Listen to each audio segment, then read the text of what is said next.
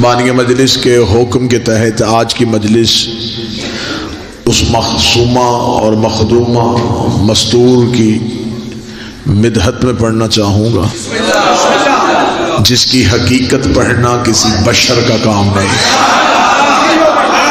بسم اللہ۔ اگر کوئی بندہ کہے کہ میں ہوں بھی انسان اور پڑھوں بھی زہرا، یہ ہو ہی نہیں سکتا۔ اب جہاں جہاں جگہ مل گئی جہاں بیٹھ کے کوشش کیجئے گا، میں نے ممبر کے مصلی سے عشق کی نماز شروع کر لی ہے، کوشش کیجئے گا ہر وہ نمازی پہلی صف میں رہے جس کے عقیدے کا موضوع ٹھیک ہے، تاکہ مودت کے دو چار سجدے بارگاہ عزت میں ہو سکے۔ میں نے جملہ کہا کہ کسی انسان کے بس میں نہیں کہ وہ سیدہ کی حقیقت پڑھے، کیونکہ اس بی بی کی حقیقت پڑھنے کے لیے لہجے کا توحید ہونا ضروری ہے۔ لہجہ پروردگار ہو تو پھر کوئی بتائے کہ زہرا کسے کہتے ہیں۔ ہم میں سے کوئی بھی جناب سیدہ کی حقیقت کو نہ جان سکا، نہ پہچان سکا، نہ ہی پڑھ سکتا ہے، اس لیے کہ خالق کتاب نے کہہ دیا وما ادراک ما لیلۃ القدر، تمہیں پتہ ہی نہیں کہ زہرا کسے کہتے ہیں۔ اس بی بی کی مدحت کون پڑھے، اس بی بی کی حقیقت کون پڑھے، کون جانے کہ زہرا کسے کہتے ہیں۔ ایک شخص نے آگے مولا سے پوچھا مولا عزت مریم کی زیادہ ہے یا آپ کی جدہ کی؟ امام نے فرمایا تقابل بنتا ہی نہیں، وہ کنیز ہے یہ سیدہ ہے، یہ مقابلہ بنتا ہی نہیں، وہ کنیز ہے یہ سیدہ ہے۔ اس کا مولا وہ نبی کی ماں ہے، یہ نبی کی بیٹی ہے، وہ ماں ہو کے کنیز، یہ بیٹی ہو کے سیدہ۔ فرمایا وہ بے شک عیسیٰ کی ماں ہے لیکن سیدۃ النساء نہیں، یہ نبی کی بیٹی بھی ہے اور سیدۃ النساء بھی ہے۔ اس کا مولا اگر عزت مریم کی کم ہے اور آپ کی ماں کی زیادہ ہے تو اللہ نے قرآن میں مریم کا نام تو لیا ہے، آپ کی جدہ کا نام تو قرآن میں نہیں آیا۔ اللہ نے قرآن میں تذکرہ آیتوں میں مریم کا کیا، بلکہ پوری ایک سورت ہی بی بی مریم کے نام پہ اتار دی، تو اللہ نے جس کا نام قرآن میں لیا عزت اس کی زیادہ ہوتی ہے، جس کا نام ہی قرآن میں نہ عزت اس کی زیادہ ہوتی ہے۔ اگلی صدر میں مجھے مجمع سے اندازہ ہو جائے گا کہاں کہاں سید بیٹھا ہے، کیونکہ ذکر میں لہو بول پڑتا ہے، ذکر میں چہرہ بول پڑتا ہے۔ اس سے کہا مولا مریم کا نام قرآن میں آیا، آپ کی ماں کا نام قرآن میں کیوں نہیں؟ امام نے کہا بدبخت تجھے نہیں پتا، بادشاہ درباروں میں کنیزوں کا نام لیتے ہیں، عزتوں کا نام نہیں۔ درباروں میں وہ کنیز پروردگار اس کا ذکر قرآن میں آیا۔ ہماری ماں عزت پروردگار، ہماری ماں حجاب پروردگار، جناب مریم عزت والی مستور، لیکن تقابل سیدہ سے نہیں۔ شہزادی مریم کی عزت اور ہے، شہزادی زہرا کی عزت اور ہے۔ جناب مریم کی عزت ایک نسبت سے ہے کہ عیسیٰ کی ماں ہے، سیدہ کے پاس 3 نسبتیں ہیں، رسول کی بیٹی، امیر کی زوجہ، حسنین کی اماں۔ جناب مریم ایک نسبت سے مشہور ہے، عیسیٰ کی نسبت سے۔ سیدہ کے پاس یہ نسبتیں بھی 3 ہیں، رسول کی بیٹی ہے۔ رستہ دیجیے گا کہ قبلہ کو صلوات سارے حضرات مل کے بلند آواز سے صلی علی محمد، پھر بھی بلند آواز سے صلوات پڑھیے گا اللہم صلی علی محمد وآل محمد۔ بسم اللہ بسم اللہ بسم اللہ کی اجازت سے کہا مزاج بخیر جی۔ واجب الاحترام قابل صد احترام انتہائی علمی ادبی شخصیت جناب قبلہ مولانا الطاف حسین صاحب برسر ممبر تشریف لے آئے، آغاز کیا ہے سرکار، تھوڑی سی دیر اگر آپ اجازت دیں تو ڈیوٹی۔ جناب مریم ایک نسبت سے، عیسیٰ کی نسبت، سیدہ کے پاس نسبتیں بھی 3، اور قطعاً یہ بات نہیں کہ صرف عزت رسول کی بیٹی ہونے کی وجہ سے، نہیں، رشتے ہمیشہ اسے معتبر کرتے ہیں جس میں خود فضیلت نہ ہو۔ بہت سے لوگ ہیں جو خود معتبر نہیں ہوتے، رشتوں کی وجہ سے مشہور ہو جاتے ہیں۔ چلے جو بات نہیں پہنچ سکی، میں بات کھولنا بھی نہیں چاہتا، بہت سے احباب ایسے ہوتے ہیں جنہیں کوئی نہ کوئی رشتہ معتبر کر دیتا ہے۔ کبھی سسرال کی وجہ سے معتبر ہو جاتے ہیں، کبھی داماد کی وجہ سے معتبر ہو جاتے ہیں۔ سیدہ کی نسبت رشتوں کی وجہ سے نہیں، سیدہ کی عزت سیدہ کی ذات کی وجہ سے ہے۔ یہی تو وجہ ہے کہ جب فرشتوں نے پوچھا تو ومن تحت الکساء، یہ چادر کے نیچے کون ہے، تو خدا نے یہ نہیں کہا تھا کہ محمد کی بیٹی ہے، علی کی زوجہ ہے، حسنین کی اماں ہے۔ خدا نے کہا ہم فاطمہ تو وابوہا وبالوہا وبنوہا، یہ زہرا ہے، یہ زہرا کا باپ ہے، یہ زہرا ہے، یہ زہرا کا شوہر ہے، یہ سیدہ ہے، یہ سیدہ کے بیٹے ہیں۔ خدا نے مرکز جناب سیدہ کو بنا کے دنیا کو بتایا تھا زہرا کو رشتوں کی ضرورت نہیں، رشتوں کو زہرا کی ضرورت۔ رشتے معتبر ہوئے تو سیدہ کی وجہ سے۔ جناب مریم کا ایک بیٹا معصوم، سیدہ کے 11 بیٹے معصوم۔ جناب مریم بغیر شوہر کے بتول، جناب سیدہ شوہر کے ساتھ بتول۔ جناب مریم کا کھانا جنت سے آتا تھا، جو جنت سے کھانا منگوائے اسے مریم کہتے ہیں، جس کی روٹیاں پک کے جنت کو جائیں اسے زہرا کہتے ہیں، جو ادھر والوں سے کھائے اسے مریم کہتے ہیں، جو ادھر والوں کو کھلائے اسے زہرا کہتے ہیں۔ جناب مریم کی کفالت تھی جناب زکریا کے ذمہ، دروازہ بند کر کے چلے جاتے، واپس آتے تو جناب مریم کے مصلے کے آگے رنگ برنگے کھانے، بے موسم پھل۔ جناب زکریا دیکھ کہتے مریم آپ باہر گئی نہیں، اندر کوئی آیا نہیں، کھانے کہاں سے آئے؟ قرآن کہتا مریم آسمان کی طرف اشارہ کر کے کہ میرے اللہ نے مجھے بھیجے ہیں، یہ میرے اللہ نے مجھے بھیجے۔ جبکہ جناب مریم کا کھانا زکریا گھر سے لاتے، خدا نے کہا نہ، کنیز بھی میری، کھانا بھی عرش سے آئے گا، لیکن زکریا میں قرآن میں لکھ دوں گا تو نے پالا۔ زکریا نے کہا گھر بھی تیرا، کھانا بھی تیرا، پھر میں نے کیا پالا؟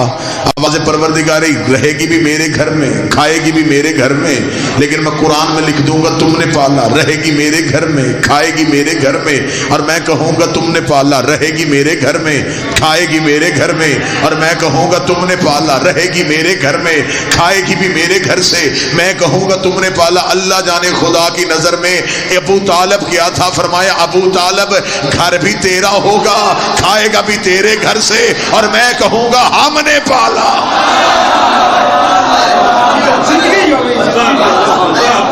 پک کے روٹیاں جنت سے آتی رہی، اور قبلہ تشریف فرمائے جناب مریم کے حجرے میں کسی کے چلنے کی آواز آئی۔ بی بی مریم نے دیکھا تو ایک فرشتہ ہے جو بی بی کے حجرے میں کھڑا۔ بی بی نے کہا کیوں آیا ہے؟ اس سے کہا انا رسول ربک، میں تیرے رب کا بھیجا رسول ہوں اور تجھے بیٹا دینے آیا ہوں۔ بی بی مریم بتول ہے، فرشتہ دروازے پہ نہیں کھڑا، حجرے میں کھڑا ہے، اور بی بی مریم نے اس سے اس کا تعارف پوچھا تو اس نے بتایا، اس نے اپنا نام نہیں عہدہ بتایا، اس سے کہا میں رب کا بھیجا رسول ہوں اور تجھے بیٹا دینے آیا، رب کا بھیجا رسول ہوں اور تجھے بیٹا دینے آیا۔ جناب مریم میں اور سیدہ میں ایک فرق سمجھ لینا۔ بی بی مریم نے فرشتے سے پوچھا تو کون ہے؟ اس نے کہا رب کا بھیجا رسول ہوں اور تجھے بیٹا دینے آیا ہوں۔ بی بی مریم نے اس سے پوچھا تو کون ہے؟ اس نے کہا رب کا بھیجا رسول ہوں اور تجھے بیٹا دینے آیا ہوں۔ یہی فرشتہ زہرا کے دروازے پہ آیا، فرشتہ نے پوچھا کون ہے؟ کہتا درزی ہوں، کپڑے لے کے آیا۔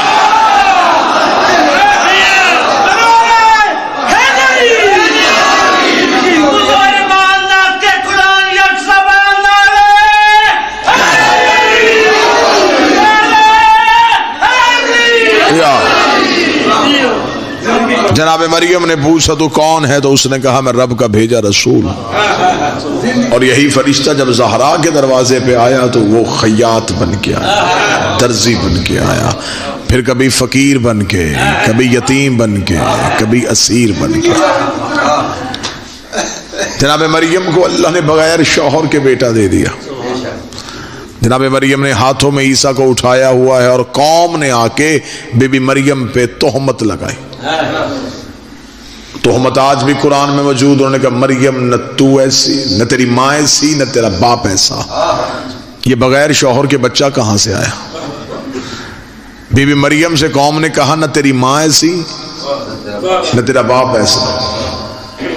میرے مالک انہوں نے تانا دیا، تو نے قرآن میں کیوں لکھ دیا؟ فرمایا عظمت کا اقرار کر گئے۔ انہوں نے کہہ دیا نہ تیری ماں ایسی، نہ تیرا باپ ایسا۔ یہ بول کے بتا گئے کہ جن کی بیٹیاں بطول ہوں، ماں بھی پاک ہوتی ہے،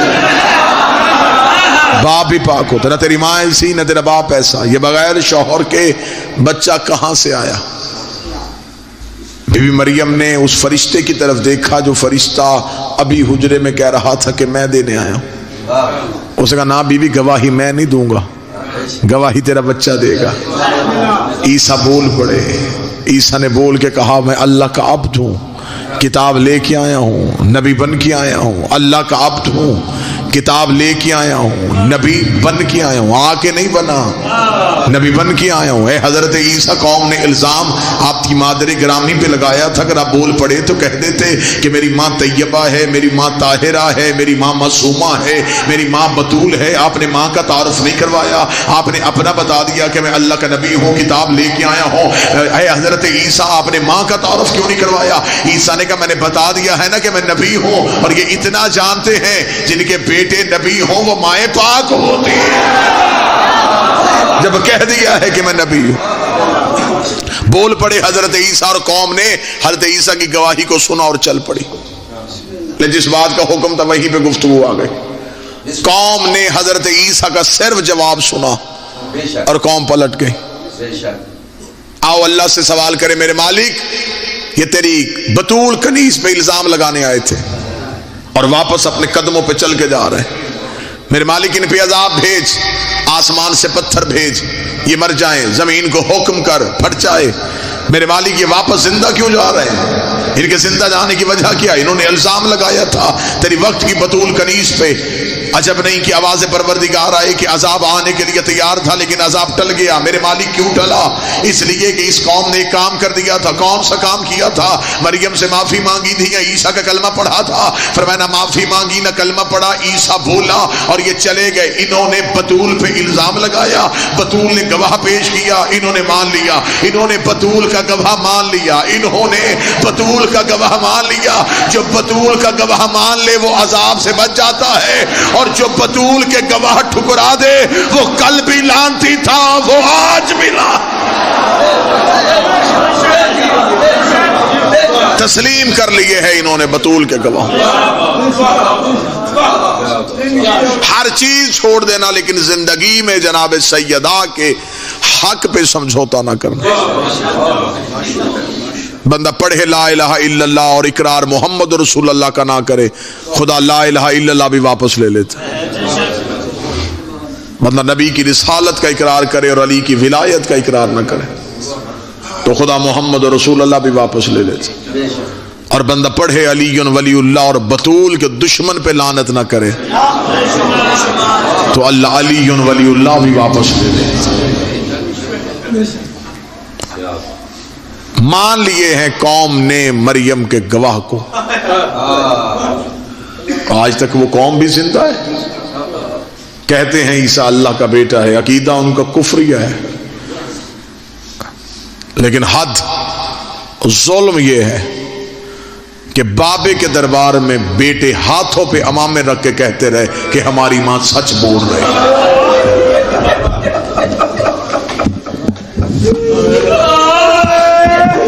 اللہ سید کی محنت قبول کرے۔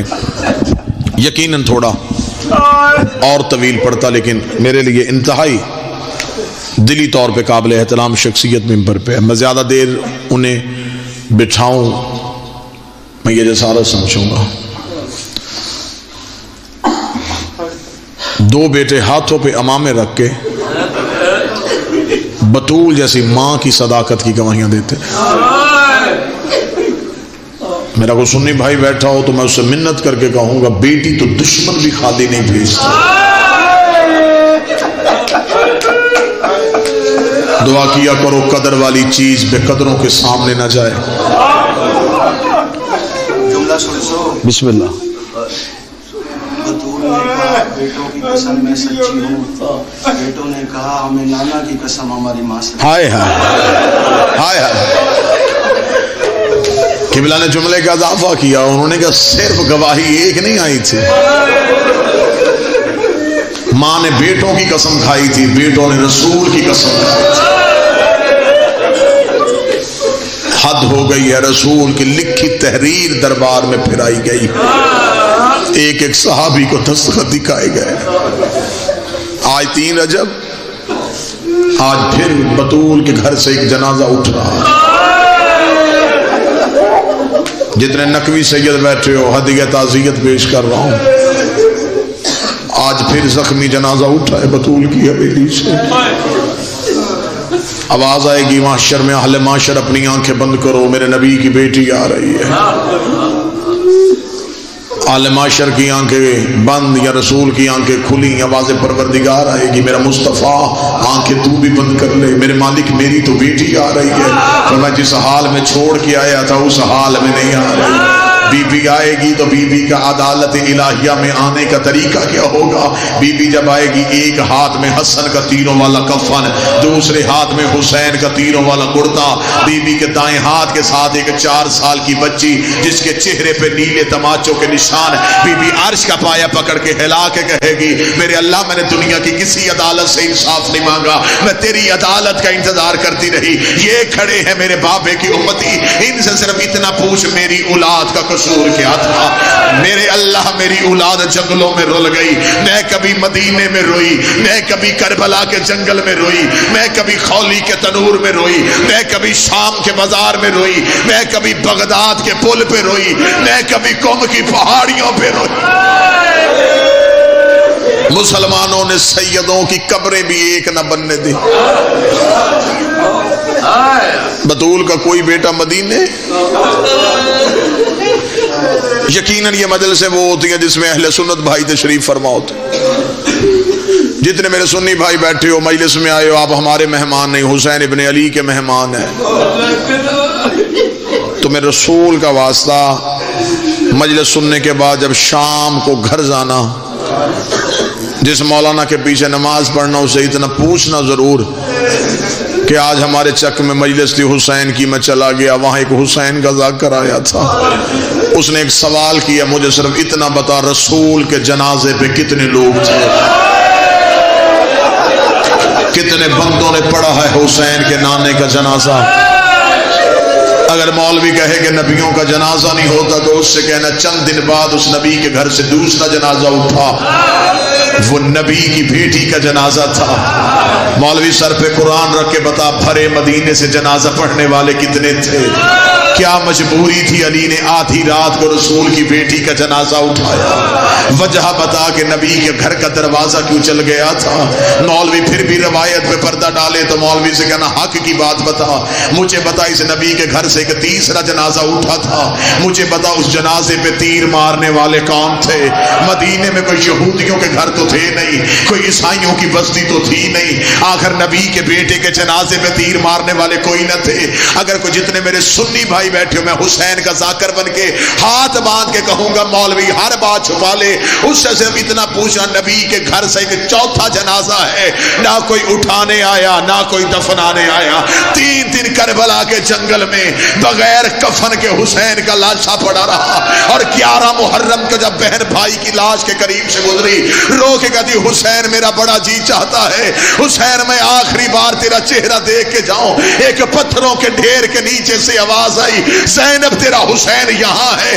جو سید بیٹھے ہو مجھے معاف کر دینا, علی کی بیٹی نے اونٹ کے بیٹھنے کا انتظار نہیں کیا, بی بی اونٹ سے ایسے اتری جیسے گھوڑے سے غازی اترا تھا. بی بی نے اپنی کوہنیوں کے ساتھ پتھر ہٹائے. ہٹاتے ہٹاتے حسین کی لاش پہ نظر پڑی. بی بی کی آواز آئی, حسین تیرا سر کہاں ہے؟ کٹی ہوئی رگوں سے آواز آئی, میرے سر کا نہ پوچھ, مجھے بتا تیرا برقع کہاں ہے؟ زینب تیری چادر کہاں؟ اللہ اللہ